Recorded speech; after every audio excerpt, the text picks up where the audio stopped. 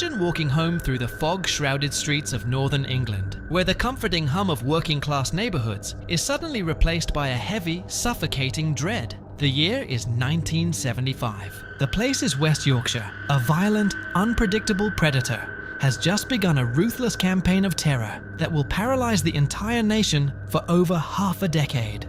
While the public initially believes the killer only targets vulnerable street sex workers in red light districts, the reality is far more terrifying. He strikes completely at random, attacking young students, shop assistants, and women walking home from local pubs. There is no warning, no pattern to his geography, and zero mercy. The British media quickly dubs him the Yorkshire Ripper, drawing chilling parallels to the Victorian phantom, Jack the Ripper. For 5 long years, women across the north of England live under a virtual curfew, warned by police never to walk alone at night, while an increasingly desperate law enforcement task force fights a losing battle against a ghost who leaves behind brutal crime scenes but absolutely no identity. The horror of the Yorkshire Ripper was defined by the sheer brutality of his methods, and one of the most catastrophic investigative failures in British history. Between 1975 and 1980, the killer claimed the lives of 13 innocent women,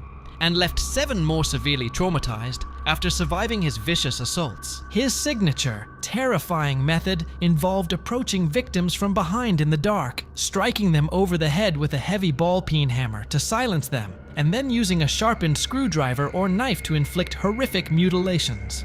Despite interviewing a local truck driver named Peter Sutcliffe, an astonishing 9 times during routine inquiries, detectives repeatedly crossed him off the suspect list. The investigation was completely derailed when a malicious hoaxer known as Wareside Jack sent taunting letters and an audio cassette tape to the police, claiming to be the Ripper.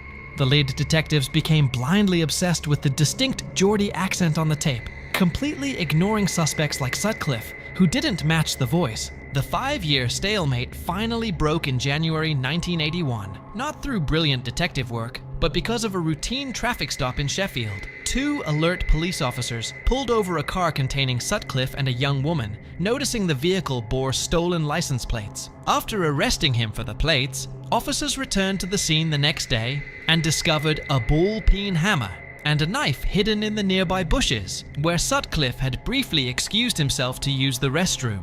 Under intense interrogation, the facade finally cracked, and Peter Sutcliffe confessed to his horrific crimes, calmly claiming he was on a mission from God to clear the streets. During his highly publicized trial, his defense tried to plead diminished responsibility due to schizophrenia, but the jury rejected the claim, finding him guilty on all counts. Sutcliffe was sentenced to 20 life terms and spent the rest of his days locked away in a high-security psychiatric hospital until his death in 2020, closing the book on a dark era that permanently changed modern British policing.